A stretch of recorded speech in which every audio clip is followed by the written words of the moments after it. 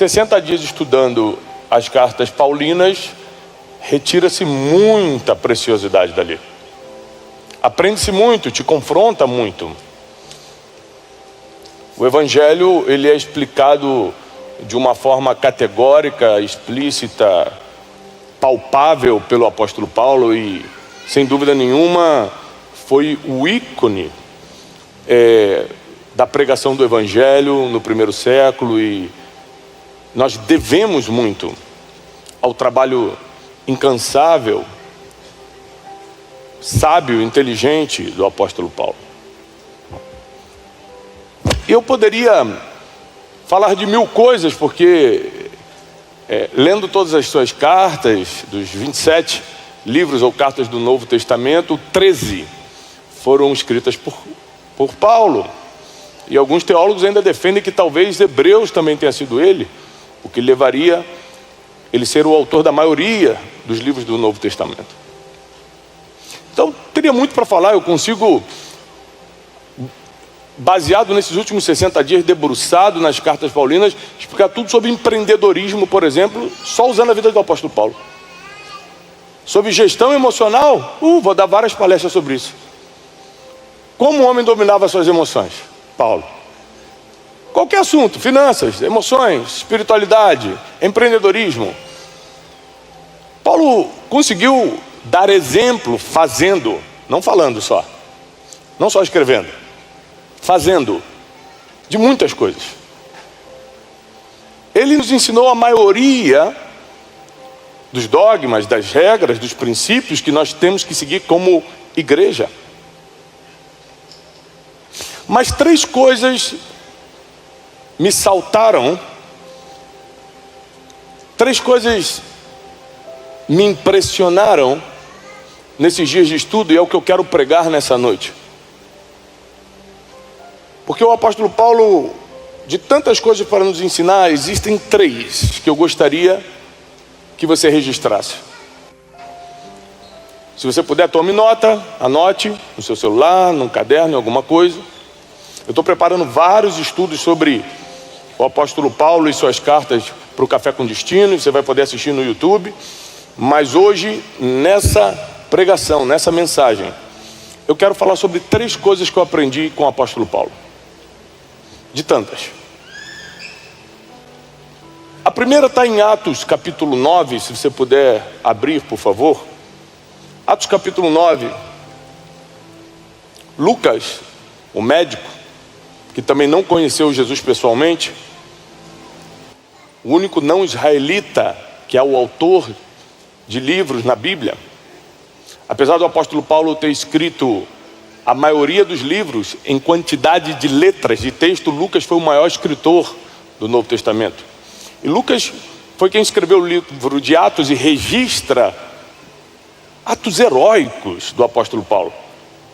Mas também no capítulo 9, ele registra como Paulo se tornou o homem que a gente está aqui elogiando. E diz assim em Atos capítulo 9: Saulo, respirando ainda ameaças e morte contra os discípulos do Senhor, dirigiu-se ao sumo sacerdote e lhe pediu cartas para as sinagogas de Damasco, a fim de que, caso achasse alguns que eram do caminho, que era como se chamava o movimento evangélico que estava começando, assim homens como mulheres, os levasse presos para Jerusalém. Seguindo ele estrada fora, ao aproximar-se de Damasco, subitamente uma luz do céu brilhou ao seu redor. Caindo por terra, ouviu uma voz que lhe dizia: Saulo, Saulo, por que me persegues? Ele perguntou: quem és tu, Senhor? E a resposta foi: eu sou Jesus, a quem tu persegues. Mas levanta-te. Saulo não falou nada não. Jesus continuou falando: agora levanta-te, entra na cidade, onde te dirão o que te convém fazer. Jesus não perguntou: Paulo, se você quiser, você está convidado para o culto hoje que vai rolar lá em Damasco, às 9 da noite, eu não sei se você aceita. Jesus falou assim: ó, levanta agora, vai para Damasco, e lá vão te dizer o que você tem que fazer. Os seus companheiros de viagem pararam emudecidos, ouvindo a voz, não vendo, contudo, ninguém. Eles escutaram, mas não viram o que estava rolando ali. Então, levantou-se Saulo da terra, abrindo os olhos, não podia ver. E guiando-o pela mão, levaram-no para Damasco. Ele ficou 3 dias sem ver, durante os quais nada comeu e nem bebeu. A primeira coisa que a gente aprende com o apóstolo Paulo é que ele foi alvo da misericórdia de Deus. Eu não sei se você já foi alvo da misericórdia de Deus. Eu vou te explicar o que é ser alvo da misericórdia de Deus.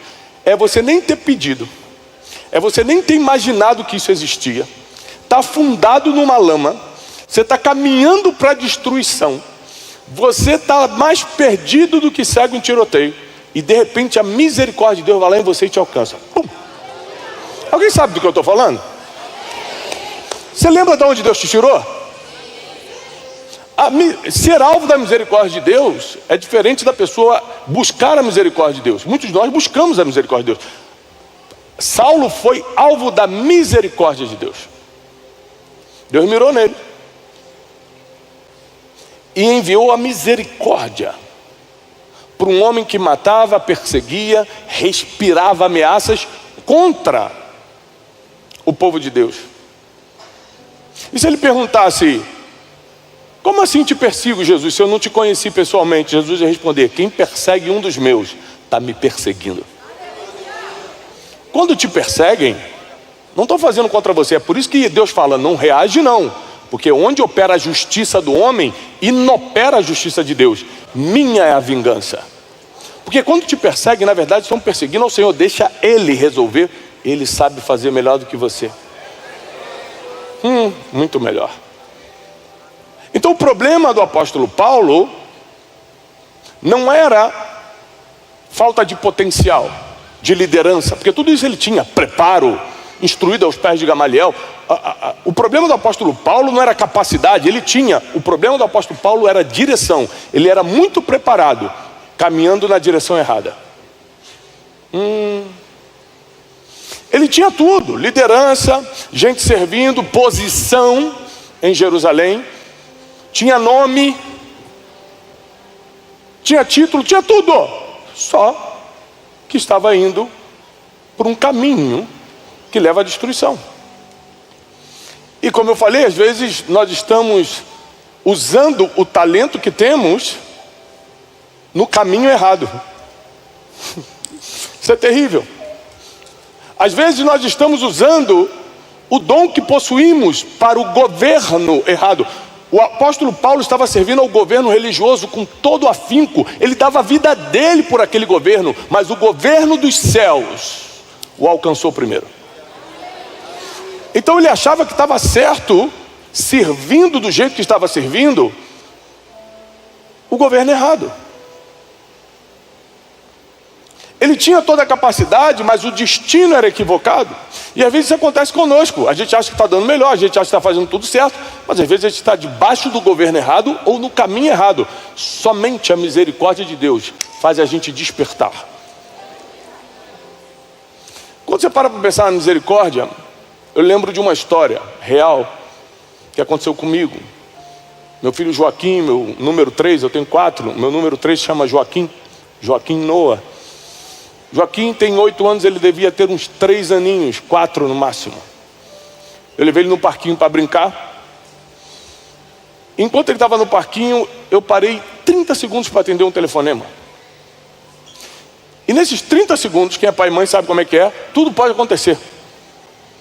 Nos 30 segundos que eu parei para atender o telefonema, ele achou uma poça de lama e se jogou. Normalmente. Quando eu percebi que ele estava inundado na lama, eu desliguei, depois eu te ligo. E a cara que eu fiz já o assustou. E ele disse: pai, desculpa pai, desculpa pai. Ele estava tão sujo que não tinha como pegá-lo no colo. Então eu peguei Joaquim de lado e coloquei no meu ombro, para sujar menos. E o jeito que eu o peguei fez ele pensar algumas coisas. Digo isso por causa do que ele falou. Porque quando eu estava no caminho do parquinho para casa, ele falou assim, chorando: pai, você vai me jogar fora? E eu comecei a chorar junto. Falei, não, filho, papai vai te dar um banho. E às vezes é igualzinho entre Deus e a gente. A gente está na lama e por causa do jeito que Deus nos pega, a gente acha que vai ser jogado fora. Deus fala, não, só vou te dar um banho. Eu não jogo os meus fora, eu dou banho, eu renovo, eu recupero, eu faço nova todas as coisas. Fica para trás o que passou, eu tiro a lama e purifico o teu futuro. Esse é o Deus que nós servimos, um Deus que é Pai. Paulo, quando foi alvo da misericórdia de Deus, ele passou pelo novo nascimento. O novo nascimento não é literalmente você sair da barriga de novo da sua mãe, mas nascer debaixo de um novo governo. Quem me governa não pode ser minhas emoções. Quem me governa não pode ser o vizinho que implica comigo. Quem me governa não pode ser o dinheiro. Quem me governa não pode ser isso ou aquilo. Eu estou debaixo do governo dos céus e nada mais pode me governar. Então, quando eu nasço de novo, eu estou servindo só um governo e estou caminhando em uma só direção. A Bíblia diz em Provérbios que existem caminhos que para o homem parecem bons, mas o final é morte, é destruição. Então, quando você é alvo da misericórdia de Deus, é porque Deus entende que você, por ignorância, por não conhecer ainda, está fazendo aquilo. Com toda a maldade que Paulo estava usando contra aos cristãos da época, aos seguidores de Cristo, Deus entendia que ele estava fazendo isso, porque na cabeça dele, o certo era defender a fé, as Escrituras, porque ele ainda não tinha simplesmente a revelação de Cristo. Então muita coisa a gente faz achando que está certo, até a misericórdia nos alcançar. Então o problema do apóstolo Paulo não era potencial, era direção. E às vezes você está pedindo muito potencial para Deus, e Deus só não te dá porque você ainda está na direção errada. O que adianta eu pedir, Deus, aumenta minha sabedoria para tal coisa, se Deus, não, mas eu te quero fazendo isso, como é que eu vou te dar sabedoria para aquilo? Às vezes você pede e não recebe, porque está pedindo mal, porque você ainda não entendeu qual é a vontade de Deus para esse tempo na sua vida. Porque Deus trabalha com tempos e estações. O que Deus queria para mim na adolescência não tem nada a ver com o que Ele quer para mim hoje. Deus fala para Abraão, mata teu filho, teu único filho. Passa 3 dias e fala, não mata não. Se você não escutar Deus todo dia, você já está perdido em relação aos seus planos. Não dá para escutar Deus uma vez e falar, já sei o que Deus quer para mim. Não dá. Todo dia. A oração do Pai Nosso diz assim, Pai Nosso que está nos céus, santificado seja o teu nome. Venha a nós o teu reino, seja feita a tua vontade, assim na terra como nos céus. O pão nosso de cada dia. Como é que você vai fazer essa oração uma vez por semana ou uma vez por mês, se é de cada dia que você está pedindo? O pão nosso de cada dia nos dai hoje. Tem que pedir hoje. Então você só entende o plano de Deus para a sua vida se você está dando uma revisitada na vontade de Deus para a sua vida hoje. Isso aí. É por isso que um ser humano que quer andar com Deus, que quer andar em espírito para não satisfazer as concupiscências da carne, precisa ter seu devocional. Abriu o olho, já ajoelha e ora. Já coloca o celular para despertar debaixo da cama, para quando começar a tocar você já ajoelhar para pegar e já fica. Isso aqui é para o crente preguiçoso, dica importante para o crente preguiçoso. Aí já fica, Senhor, aproveitando que eu estou aqui, eu já dá sabedoria para o meu dia.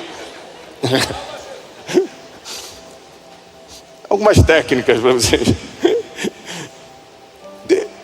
E aí, nesse primeiro ponto do apóstolo Paulo, eu vejo que Deus, ele não toma talentos, ele redireciona propósito. Deus não tomou nenhum talento do apóstolo Paulo. Ele tinha talento para ensinar, ele tinha liderança, tudo que ele tinha, Deus falou, pode ficar, eu só vou redirecionar teu propósito.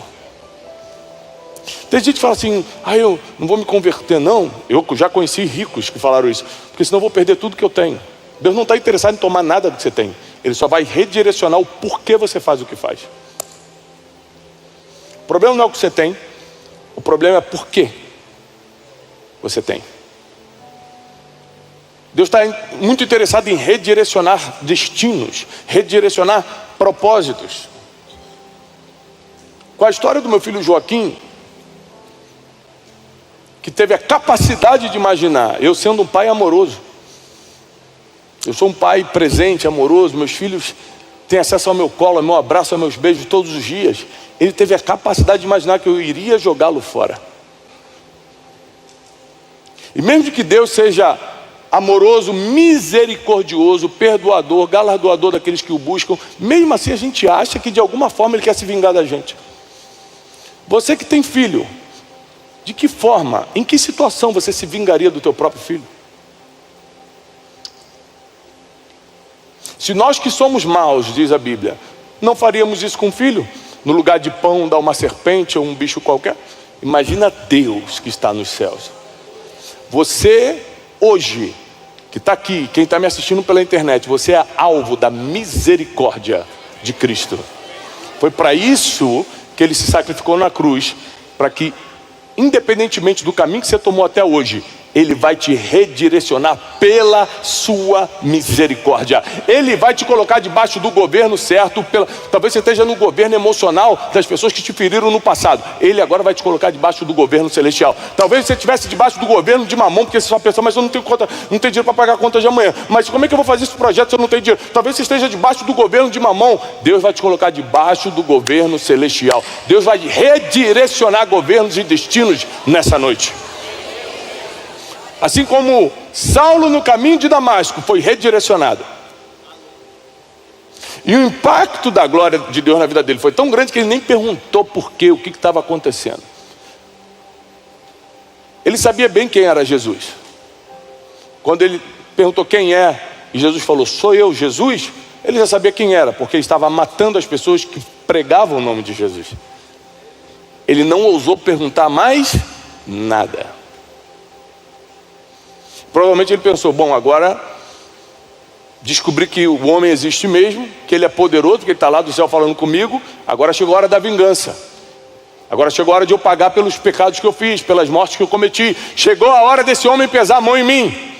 E Deus não só mergulha Paulo na misericórdia, como envia, como um trabalhador, como um missionário. Deus só não vai te perdoar hoje. Deus vai redirecionar o teu destino para você dar frutos para Ele a partir de hoje. Deus vai te... Mas, Tiago, você não tem noção do meu passado. Nem quero saber, eu quero saber do que Deus vai fazer no teu futuro agora. Porque você será usado pelo Senhor. Você será usada pelo Senhor. E o que era vergonha no passado será o testemunho nos próximos anos. Mas a segunda coisa que eu aprendo com o apóstolo Paulo está na segunda carta de Coríntios, capítulo 12, versículo 7. Segunda carta do apóstolo Paulo à igreja de Corinto, 12, 7, a partir do 7, diz assim: e para que eu não me ensoberbecesse com a grandeza das revelações, foi-me posto um espinho na carne. Repete comigo, espinho na carne.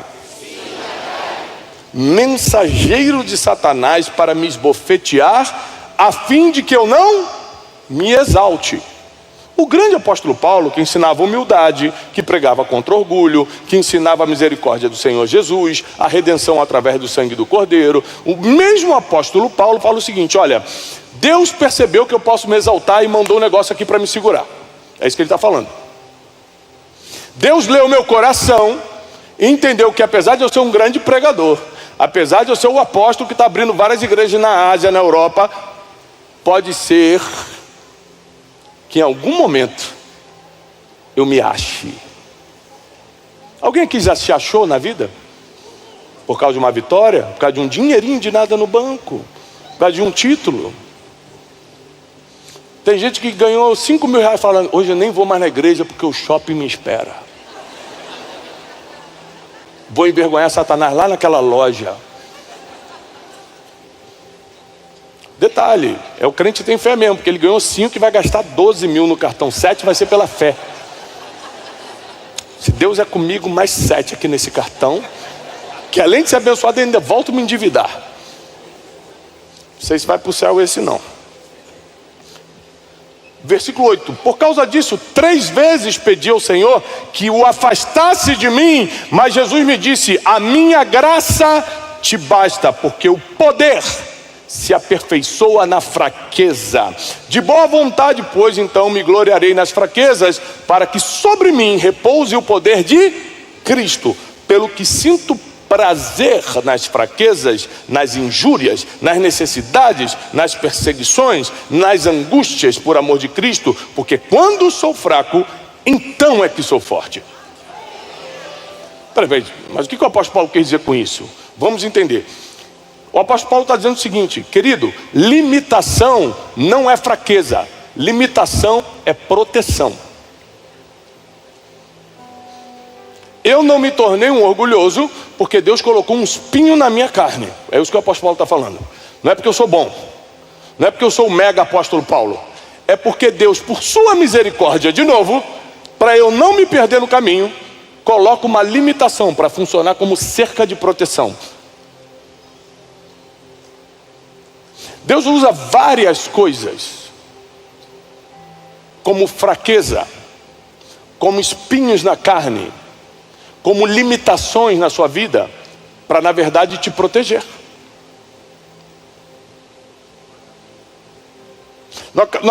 No caso do apóstolo Paulo, a gente não sabe se era uma deficiência física, não fica muito claro o que é, mas era algo que estava tão difícil de lidar, que por 3 vezes ele pediu para Jesus tirar isso dele. Falou: tira isso de mim. E Jesus falou: não posso, porque o meu poder se aperfeiçoa justamente nessa fraqueza aí. Se você não tiver essa fraqueza, você vai achar que quem está fazendo é você. Então às vezes você está pedindo para Deus tirar limitações que Ele mesmo colocou, para te aperfeiçoar no poder dEle, e não no teu orgulho, para que cada vez mais você dependa dEle, e não do teu braço, para que você acredite na prosperidade dEle, e não na tua produção de riquezas, pessoal, para que você confie no que cai do céu, e não do que vem dos outros. Eu lembro da minha adolescência, que eu me trancava no quarto e chorava e falava assim: Deus, por que eu não sei cantar? Eu era músico e não era afinado para cantar. E eu falava: Deus, por que eu não sei cantar? Se eu soubesse cantar, minha vida ia ser diferente. Porque eu toco piano, eu toco violão, era só eu ter voz afinada, já fiz aula de canto, já fiz tudo, não consigo. Eu poderia ter virado um cantor, eu podia ter adorado na igreja, ou ter gravado um CD da minha época, né? Eu poderia ter feito alguma coisa. Hoje, fazendo o que eu faço, eu entendo assim: não vou te dar voz nenhuma, porque eu chamei outro para cantar, você eu chamei para pregar. Você não vai ser afinado, senão você vai se apaixonar por isso aí, vai achar que é teu destino, e isso é o destino de outra pessoa. O teu é ficar quietinho aí esperando passar por as tribulações que você vai passar, para aprender a minha palavra, para se quebrantar diante de mim, um dia eu te levantar como um mensageiro. Então às vezes Deus não te dá um talento, porque você vai usar esse talento para pegar o caminho errado.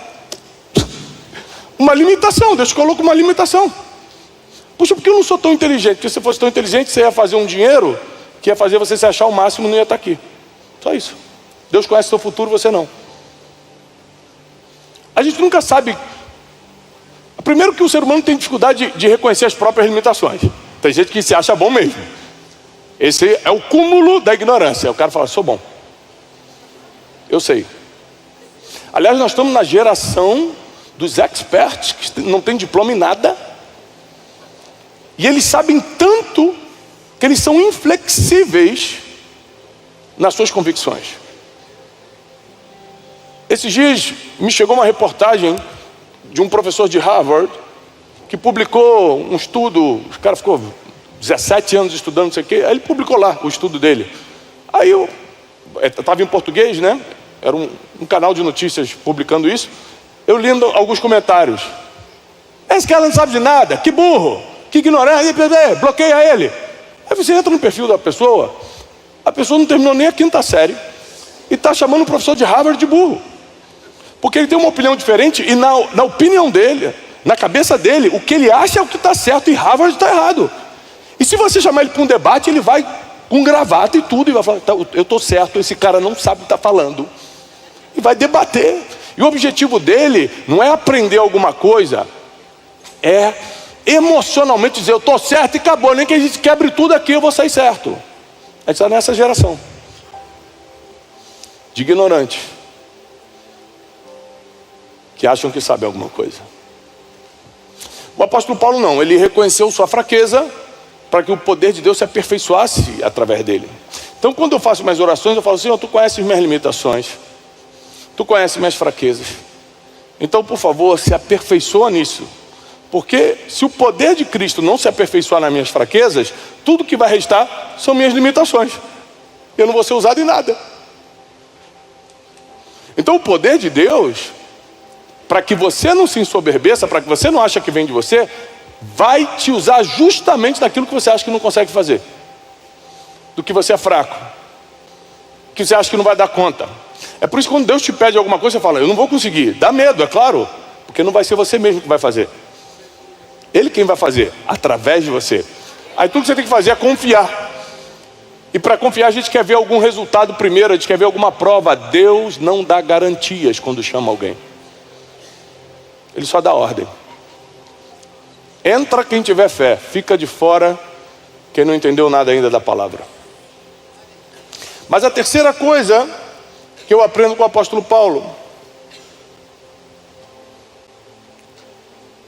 é que ele era indesistível. O sinônimo bíblico para indesistível é Paulo.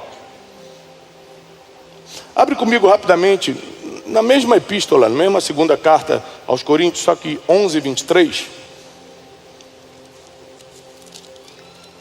No meu é uma página antes só. Diz assim: são ministros de Cristo? Falo como fora de mim. Eu ainda mais. Em trabalhos muito mais em prisões, em açoites sem medida. Em açoites sem medida. Tem gente aqui que se tomar uma chicotada, já abandona o reino. Paulo estava assim, em açoites, não dá nem para contar o que eu já tomei de açoite, de chicotada. Em perigos de morte, muitas vezes, 5 vezes recebi dos judeus uma quarentena de açoites menos um.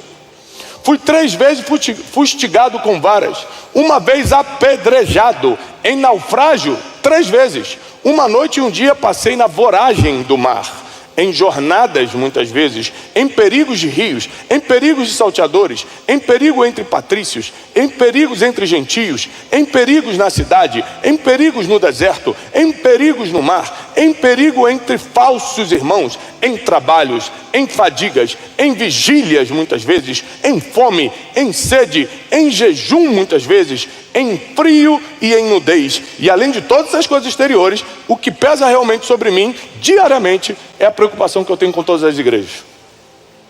O apóstolo deu essa lista aqui de sofrimento e falou assim: mas não estou nem aí, eu estou continuando, porque eu tenho que abrir igreja, eu tenho que continuar pregando. Paulo só está sendo ensinado hoje, não é porque fez milagre, não é porque foi chamado no caminho de Damasco, ele só está sendo pregado hoje, 2000 anos depois, porque ele não desistiu. Porque a Bíblia fala o tempo todo, olha, fazer o bem e você vai receber a recompensa se não desfalecer. Aquele que perseverar até o fim será salvo. A Bíblia toda, mas principalmente o apóstolo Paulo o tempo todo fala perseverança, até o fim, não para não desiste. Não, por causa de uma chicotadinha, 3 naufrágios só já está reclamando que Jesus não existe. Mas é que me apedrejaram, a mim também.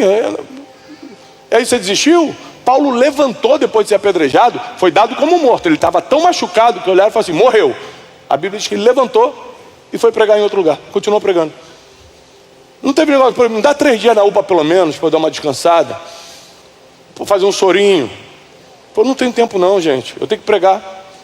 Então, o apóstolo Paulo, por causa que foi alvo da misericórdia de Deus em Atos 9, ele cria um processo impressionante de redirecionar o talento que ele tinha, a força que ele tinha para a direção certa agora, de pegar as limitações e as fraquezas dele e deixar Cristo usar isso para a glória do seu nome, para que ele não fosse orgulhoso ou soberbo.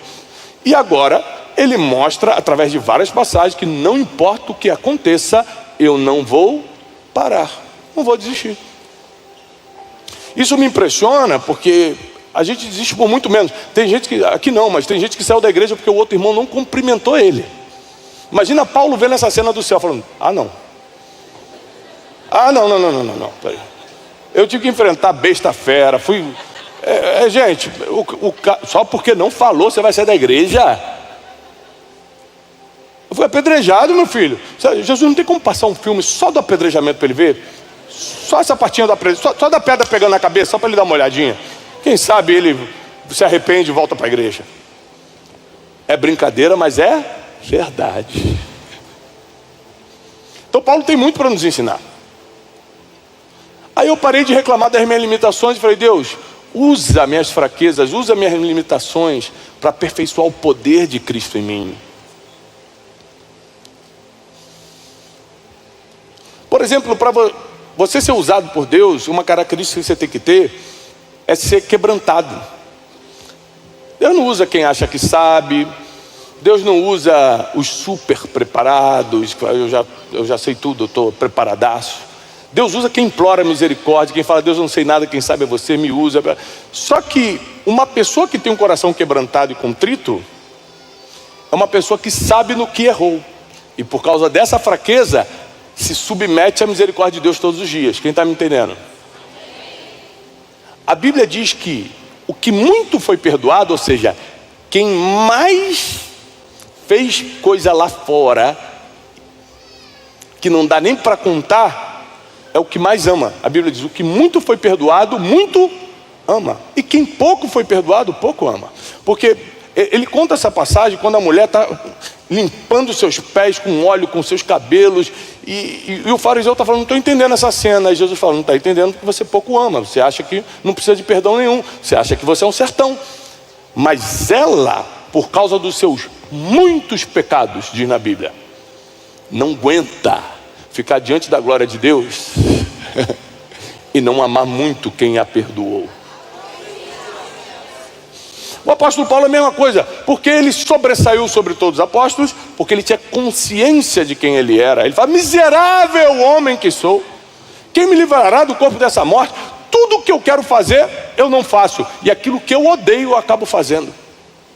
O apóstolo Paulo tinha consciência do seu estado, e por isso se rendia à misericórdia de Deus, e por isso Deus pegava essa fraqueza e usava para a glória do nome dele, e por isso se tornou a maior referência da cristandade, e por isso foi o escritor que foi, e por isso o evangelho foi organizado e multiplicado pelas mãos de Paulo, porque ele se rendia diante de Deus, não porque ele era bom, porque bom ele também era na época que ele era fariseu, e ainda assim Deus não estava com ele. Agora, se você render tudo que você tem diante da misericórdia de Deus, se prepara para começar a viver os melhores dias da tua vida. Eu não estou aqui hoje porque eu sou bom. As pessoas que estão nos assistindo pela internet não estão me assistindo porque eu sou bom. É por causa da misericórdia de Deus, porque eu estou na mão de Deus. Se Deus quiser, Ele faz assim, ó. Eu e você. Você pode ter esquecido, mas Deus tem tudo registrado contra a gente. Deus pega uma coisa e condena a gente. Uma. Deus não precisa de duas para te condenar. Uma é suficiente. E todos aqui, todos, estão no bloco de anotação de Cristo. Aí a Bíblia diz, através do apóstolo Paulo, que na cruz ele rasgou a cédula. Ele tinha tudo anotado aqui, ó. Fulano, com 18 anos, né? 22, meu Deus, com 24, você fez isso? Está tudo aqui. Na cruz ele falou assim, está vendo isso aqui? Ninguém vai saber mais. Eu não me lembrarei mais. Ninguém vai usar contra você no dia do julgamento, porque eu me puni na cruz para você ser liberto. Eu rasguei meu corpo na cruz, eu sangrei para que você tivesse acesso à vida. Você não está vivendo porque você é filho de alguém, porque tem a faculdade tal, ou porque juntou um dinheirinho no banco. Você está vivendo porque Deus pagou o preço para que a gente pudesse caminhar nessa vida de cabeça erguida e rumo ao propósito certo. Ele está redirecionando o propósito nessa noite, Ele está redirecionando o destino nessa noite, Ele está perdoando pecados, usando de misericórdia, te dando talentos, te dando ministério, te dando dons, e Deus está usando a tua limitação, Deus está usando aquilo que era fraqueza para ser uma proteção, porque você vai chegar inteiro no final. Você não vai desistir no caminho, você vai até o final, indesistível, imparável. Ninguém conseguirá te resistir todos os dias da tua vida. Vai ser forte, ser corajoso. Ninguém poderá te resistir, ninguém poderá te parar, porque o que Deus levantou, o homem não abate. O que Deus usa, o ser humano não consegue impedir. Prepare-se, os melhores dias da tua vida vão começar agora, não por causa de uma prosperidade diferente, mas porque a boa mão do Senhor vai redirecionar os seus caminhos.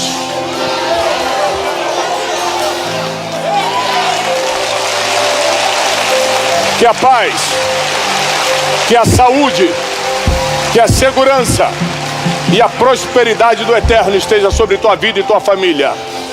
E que assim como o apóstolo Paulo, você seja um instrumento poderoso na mão de Deus. A única coisa que você precisa é fazer isso em Deus. Está aqui. Me faz alvo da tua misericórdia. Deus, está aqui minhas limitações. Fortalece o poder de Cristo nessa minha fraqueza. Deus, sê comigo e eu não vou desistir no meio do caminho. 3 coisas que nós aprendemos com o apóstolo Paulo. Não era o talento dele, não era a força dele, não era o título dele, era a direção. A segunda coisa, não é a tua limitação. Você pode estar vendo como uma fraqueza, Deus está vendo como proteção. Ele não deu tanta coisa que você pediu porque Ele sabia que isso ia te destruir. Eu encerro dizendo o seguinte: uma vez, meu filho está crescendo, meu filho número 2, José, e ele falou assim: pai, você me ama? Eu falei: muito, filho. Então faz o seguinte, me dá um carro. Eu falei: filho, papai te ama e eu um dia planejo te dar um carro, se Deus me der condições, mas você só tem 13 anos. Tem vários problemas. Número 1 é contra a lei, eu não posso ferir a lei. Número 2, você não tem responsabilidade nenhuma. Você tem mais chance de bater esse carro querendo se amostrar para os seus amigos, pela falta de responsabilidade que a adolescência traz, do que você realmente pegar e dirigir para alguma coisa boa. Papai não vai te dar esse carro. Não, então promete que com tantos anos. Eu falei: não vou te prometer nada. Às vezes a gente pede coisas para Deus porque a gente viu alguém tendo, ou porque a gente viu na televisão e acha que tem que ter, ou porque simplesmente você quer. Deus falou assim: como é que eu vou te dar algo que pode te matar? Como eu posso dar algo que fere a minha própria lei?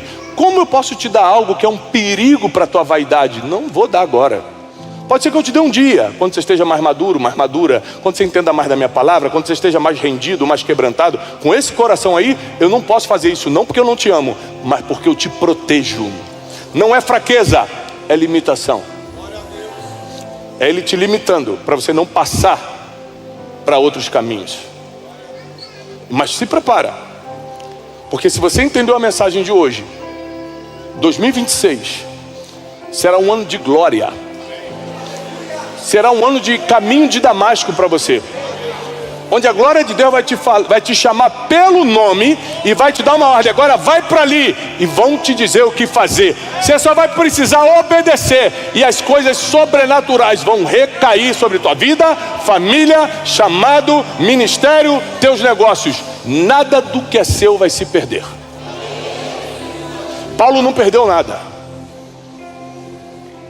Continuou com o talento de falar em público, continuou com a liderança, muito mais liderança. Antigamente ele tinha que pegar carta com alguém para poder prender os outros. Agora ele vira o líder da igreja. Não, Jesus sabe surpreender. Jesus não perde para ninguém, não. Jesus não é homem para que minta, nem filho do homem para que se arrependa. Quando Ele te chama é para ganhar. A terceira coisa eu encerro aqui: só não desiste. É Deus falando contigo, não sou eu não. É a palavra dizendo: não para. Não está difícil, não desiste. Mas é que eu estou abalado emocionalmente. Não desiste. Não, mas é que eu acho que é um problema até psiquiátrico. Não desiste. É que eu estou sem dinheiro nenhum. Não desiste. É porque eu estou desacreditando na fé. Não desiste. Se você só não parar, Deus vai fazer o milagre acontecer. Que a paz e a prosperidade esteja sobre você, em nome de Jesus Cristo. Aplauda ao Senhor, toda a honra e toda a glória ao nome de Jesus.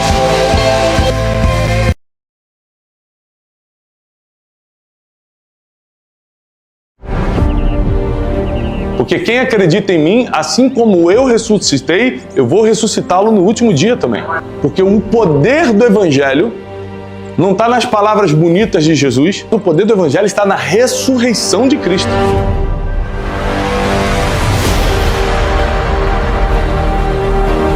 Fé não é você fazer o que quiser.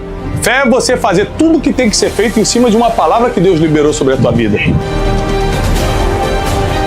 O batismo é um simbolismo de que agora você pertence não a uma religião, mas você pertence a um movimento mais puro e amoroso que o mundo já conheceu, que é o cristianismo.